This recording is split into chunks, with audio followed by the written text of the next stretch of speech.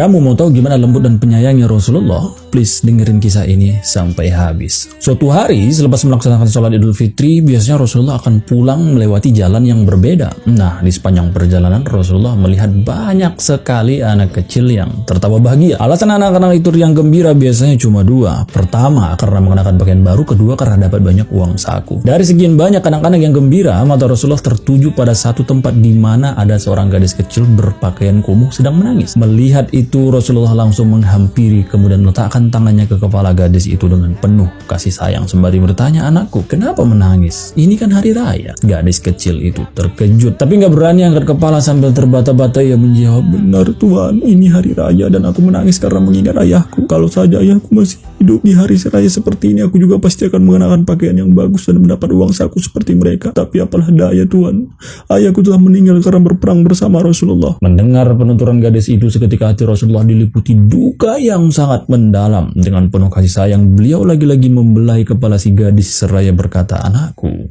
jangan bersedih lagi ya. Sekarang gini deh, biar kamu gak sedih. Boleh kan aku jadi ayahmu? Fatimah akan jadi kakakmu dan Aisyah akan jadi ibumu." Mendengar kata-kata itu, si gadis terhenyak dan berhenti menangis. Ia baru sadar kalau yang mengajaknya bicara tadi adalah Rasulullah. Insya Allah, ia baru saja mencurahkan hati dan kesedihannya di hadapan manusia paling agung. Tentu saja ia sangat senang mendengar penawaran Rasulullah. Tanpa banyak berkata, ia mengiyakan. Keduanya lalu berjalan pulang bergandengan tangan. Sebuah kebahagiaan yang sangat sulit untuk dilukiskan. Tiba di rumah, Fatimah membersihkan wajah dan kedua tangan gadis kecil itu lalu menyisir rambutnya. Ia dipakaikan gaun yang indah, diberi makanan, juga uang saku untuk hari raya. Tak lama, ia diantar keluar untuk bermain bersama dengan anak-anak yang lain. Tentu saja, teman-temannya merasa iri dan heran. Mereka bertanya, "Kenapa kok kau sesenang ini kawan? Agak lain kau hari ini." Sambil menunjukkan gaun baru dan uang sakunya, gadis kecil itu menjawab, "Akhirnya aku punya seorang ayah di mana ayahku ini nggak ada satupun yang menandinginya di dunia,"